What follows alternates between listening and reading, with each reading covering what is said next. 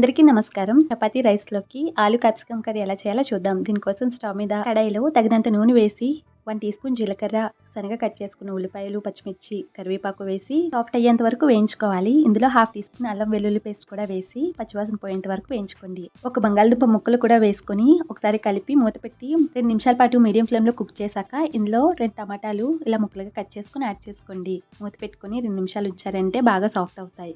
ఒకసారి ఓపెన్ చేసి కలిపి ఇందులో 1/2 టీ స్పూన్ పసుపు, 2 టీ స్పూన్ల కారం, 1/2 టీ స్పూన్ ధనియాల పొడి, 1/2 టీ స్పూన్ గరం మసాలా, అలాగే రుచికి సరిపడా సాల్ట్ అన్ని వేసుకొని ఒకసారి కలుపుకోండి. గ్రేవీ కోసం 1 టేబుల్ స్పూన్ శనగపిండిలో కొంచెం వాటర్ వేసుకొని కలుపుకొని ఇందులో యాడ్ చేసుకొని అంతా మిక్స్ చేసుకోండి.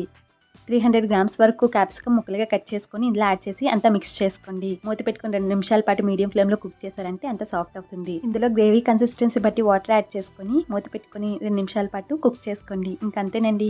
టేస్టీగా ఉండి ఆలు క్యాప్సికమ్ కర్రీ రెడీ అయిపోయింది. మీకు నచ్చింది కదా? అయితే ఒక లైక్